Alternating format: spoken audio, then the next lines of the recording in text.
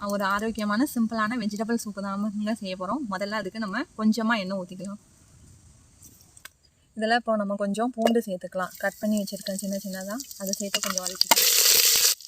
கொஞ்சம் இஞ்சி, கொஞ்சம் சின்ன வெங்காயம் சின்ன சின்னதாக கட் பண்ணி வச்சுருக்கேன். இதில் முட்டைக்கோஸ் சேர்த்துக்கலாம். அது கூட கொஞ்சம் பீன்ஸ், கொஞ்சம் கட் பண்ணி வச்சுருக்க கேரட்.